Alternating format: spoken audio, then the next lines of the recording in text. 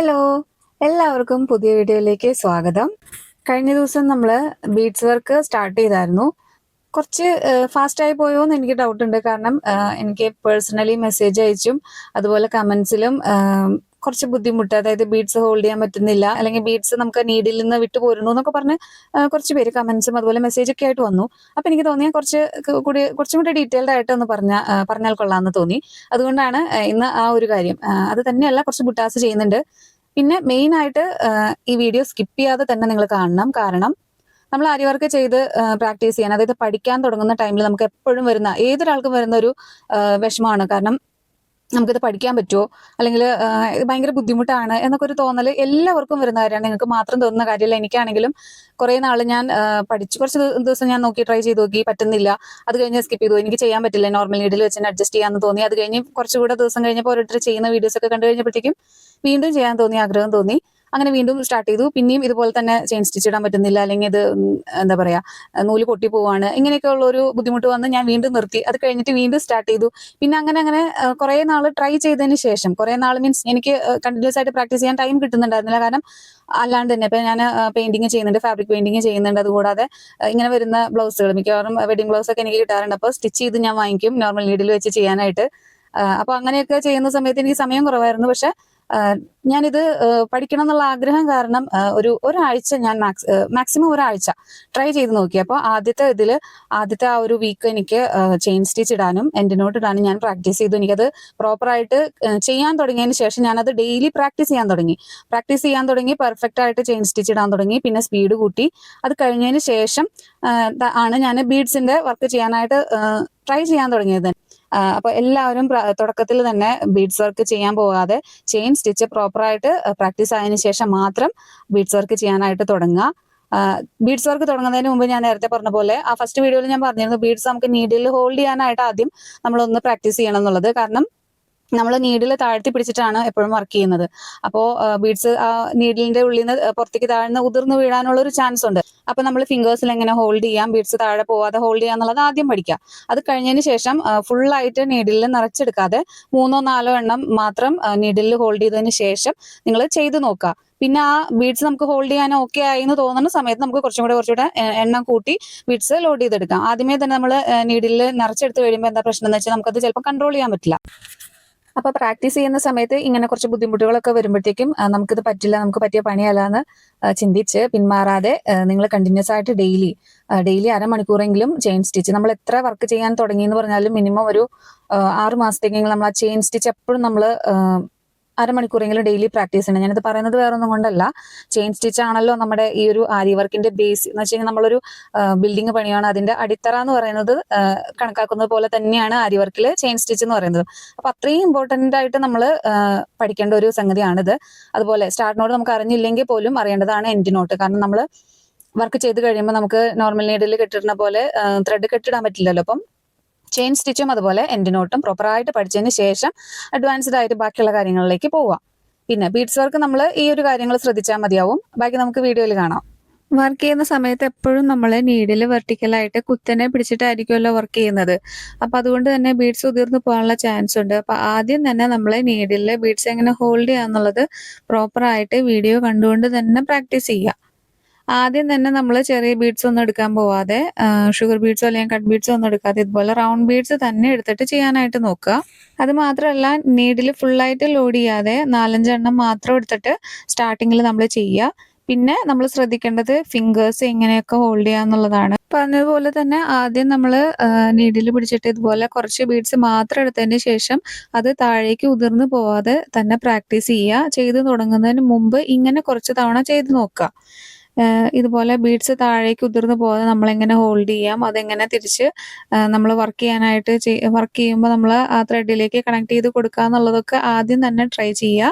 അതിനുശേഷം മാത്രം നമ്മൾ ബീഡ്സ് വർക്ക് സ്റ്റാർട്ട് ചെയ്യുക. അപ്പം നമുക്ക് ഈ ഒരു ബീഡ്സ് ഇങ്ങനെ ഉതിർന്ന് വീഴാൻ അങ്ങനെ ഒരു ചാൻസ് ഉണ്ടാവില്ല. എന്നിട്ട് നമുക്ക് സ്മൂത്ത് ആയിട്ട് തന്നെ ബീഡ്സ് വർക്ക് പഠിച്ചു തുടങ്ങാവുന്നതാണ്.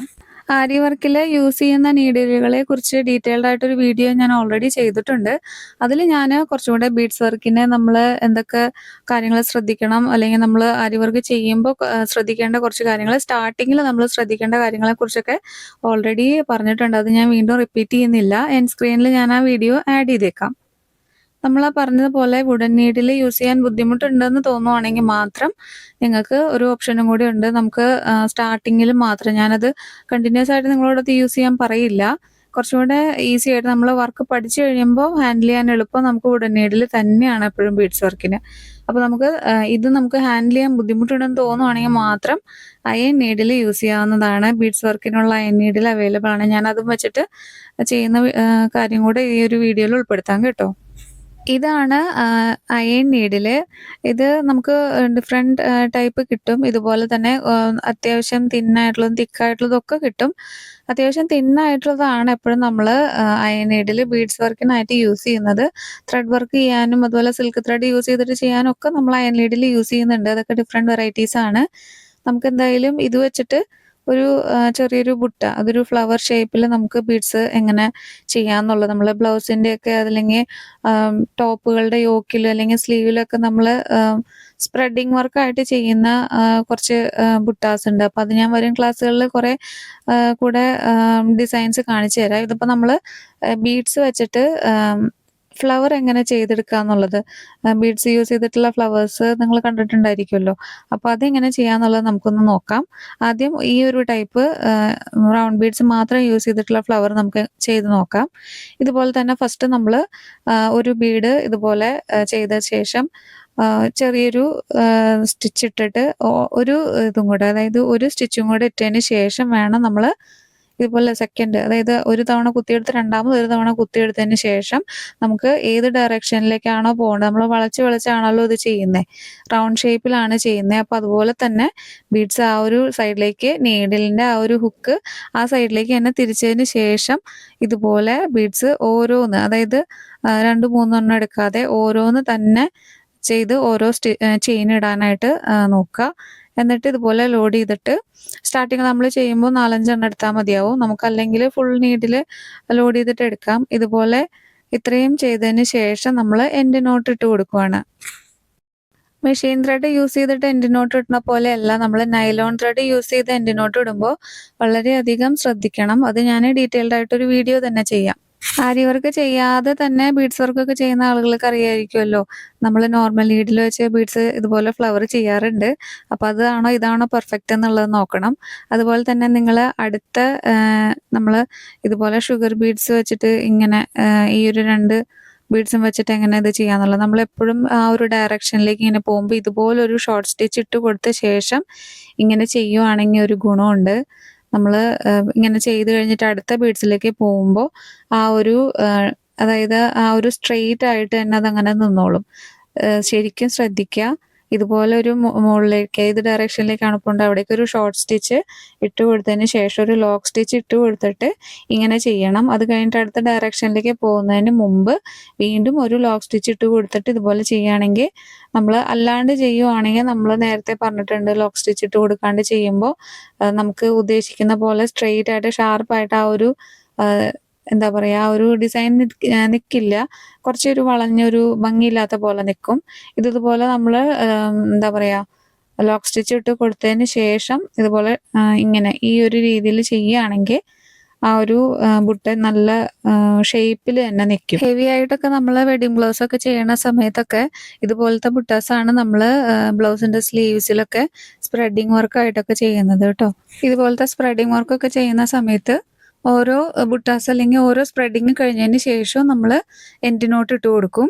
കണ്ടിന്യൂസ് ആയിട്ട് സ്ട്രെയിറ്റ് ആയിട്ട് വരുന്ന സ്റ്റിച്ചുകൾക്ക് ഇടയിലിടയിൽ നമ്മൾ ഒരിക്കലും എൻഡ് നോട്ട് ഇട്ട് കൊടുക്കരുത്. ഇതുപോലുള്ള ബുട്ടാസ് അതുപോലെ ചില വർക്കുകൾക്കൊക്കെ നമ്മൾ ഇടയ്ക്കിടയ്ക്ക് എൻഡ് നോട്ട് ഇട്ട് കൊടുക്കണം.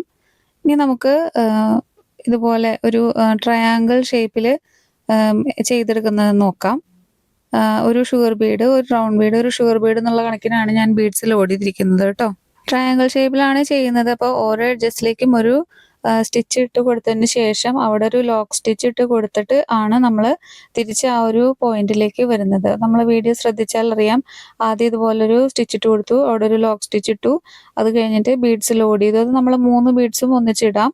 ഇങ്ങനെയുള്ള വർക്കുകൾക്ക് നമ്മൾ ഓരോന്നോരോന്നായിട്ട് ചെയിൻ സ്റ്റിച്ച് ഇടണമെന്നില്ല, ഒരു ബീഡ്സ് ഇട്ട് ചെയിൻ സ്റ്റിച്ച് ഇട്ട് കൊടുക്കണമെന്നില്ല. ഇങ്ങനെ ചെയ്ത് കൊടുത്ത് 3 ഒന്നിച്ച് ലോഡ് ചെയ്തതിന് ശേഷം ഇതുപോലെ കുത്തി കൊടുത്തിട്ട് രണ്ടാമത് നമ്മൾ എങ്ങോട്ടാണ് പോകേണ്ടത് ആ ഡയറക്ഷനിലേക്ക് ഒരു സ്റ്റിച്ച് ഇട്ട് കൊടുക്കുക, അവിടെ ഒരു ലോക്ക് സ്റ്റിച്ച് ഇടുക, അത് കഴിഞ്ഞതിന് ശേഷം ബീഡ്സ് ലോഡ് ചെയ്യുക, ഇതുപോലെ കുത്തി ലാസ്റ്റ് എൻഡിനോട്ട് ഇട്ട് കൊടുക്കുക. ബീഡ്സ് വർക്ക് സ്റ്റാർട്ട് ചെയ്ത് പഠിച്ചു തുടങ്ങുന്ന ടൈമിൽ തന്നെ കുഞ്ഞു ബീഡ്സ് എടുക്കാതെ വലിയ ബീഡ്സ് എടുക്കുക. ഇതുപോലെ വെർട്ടിക്കലായിട്ട് പിടിക്കുന്ന ടൈമിൽ ബീഡ്സ് നീഡിൽ ഹോൾഡ് ചെയ്യാനായിട്ട് ശ്രദ്ധിക്കുക, അത് പ്രാക്ടീസ് ചെയ്യുക. അത് കഴിഞ്ഞതിന് ശേഷം മാത്രം വർക്ക്, അതായത് സ്റ്റിച്ച് ഇട്ട് തുടങ്ങാനായിട്ട് നോക്കുക. കണ്ടിന്യൂസ് ആയിട്ട് അറ്റ്ലീസ്റ്റ് ഒരു വീഡിയോ എങ്കിലും എല്ലാ ദിവസവും ഇടണമെന്ന് ആഗ്രഹം ഉണ്ടായിരുന്നു. പക്ഷേ കുറച്ച് ദിവസമായിട്ട് വീഡിയോസ് ചെയ്യാനായിട്ട് കുറച്ച് സമയക്കുറവുണ്ടായിരുന്നു. കാരണം ഓണമൊക്കെയാണ്, ഒരുപാട് ഓർഡേഴ്സ് ഒന്നും എടുത്തിട്ടുണ്ടായിരുന്നില്ല, എന്നാൽ അത്യാവശ്യം നല്ല രീതിയിൽ ഓർഡേഴ്സ് ഉണ്ടായിരുന്നു. അപ്പോൾ അതുകൊണ്ട് തന്നെ പ്രോപ്പറായിട്ട് എല്ലാ ദിവസവും വീഡിയോസ് ഇട്ട് മെയിൻറ്റെയിൻ ചെയ്യാൻ പറ്റിയിരുന്നില്ല. എനിക്ക് ഒരുപാട് സ്റ്റിച്ചസ് പെട്ടെന്ന് പഠിപ്പിക്കണമെന്ന് ആഗ്രഹമുണ്ട്. അപ്പോൾ വരും ദിവസങ്ങളിൽ പരമാവധി അറ്റ്ലീസ്റ്റ് ആഴ്ചയിൽ ഒരു 5 വീഡിയോയെങ്കിലും വെച്ചിട്ട് ഇടുന്നുണ്ട്. ഇനി നമുക്ക് ബീഡ്സ് എന്താ പറയുക, സിക്സ് ആക്ക് പോലെ ചെയ്യാൻ, അതുപോലെ സ്റ്റെം സ്റ്റിച്ച് പോലെ ചെയ്യാൻ, ലോഡിങ് സ്റ്റിച്ച്, പിന്നെ ഫ്ലവർ, അതുപോലെ ലീഫ്, പിന്നെ സീക്വൻസ് വെച്ചിട്ടുള്ളത്, ഇങ്ങനെ സർദോസിയൊക്കെ നമുക്ക് ചെയ്യാനുണ്ട്. അപ്പോൾ ഒരുപാട് സ്റ്റിച്ചസ് പഠിക്കാനുണ്ട്. ആദ്യം തന്നെ നേരത്തെ പറഞ്ഞ പോലെ തന്നെ ചെയിൻ സ്റ്റിച്ച് നന്നായി പ്രാക്ടീസ് ചെയ്യുക, എൻഡിനോട്ട് പ്രാക്ടീസ് ചെയ്യുക, വീഡിയോസ് കാണുക. വീഡിയോസിൽ എന്തെങ്കിലും ഡൗട്ട് ഉണ്ടെങ്കിൽ തീർച്ചയായിട്ടും കമൻറ്റ് ചെയ്യുക.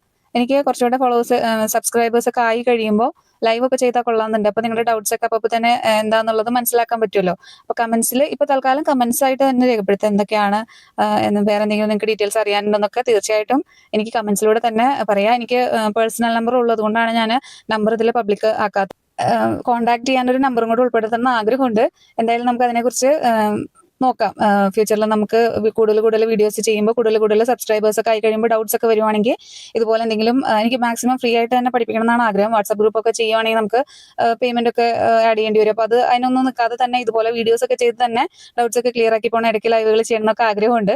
അപ്പോൾ വീഡിയോസ് കണ്ടിട്ട് അഭിപ്രായം പറയുക, ഇഷ്ടപ്പെട്ടാൽ സബ്സ്ക്രൈബ് ചെയ്യുക. പിന്നെ ഇതുപോലെ അരി വർക്ക് അല്ലെങ്കിൽ എംബ്രോയിഡറി, അതുപോലെ പെയിന്റിംഗ് വർക്ക് ഒക്കെ പഠിക്കാൻ താല്പര്യമുള്ള കുട്ടികളുണ്ടെങ്കിൽ അവർക്കൊക്കെ ഷെയർ ചെയ്യുക. താങ്ക്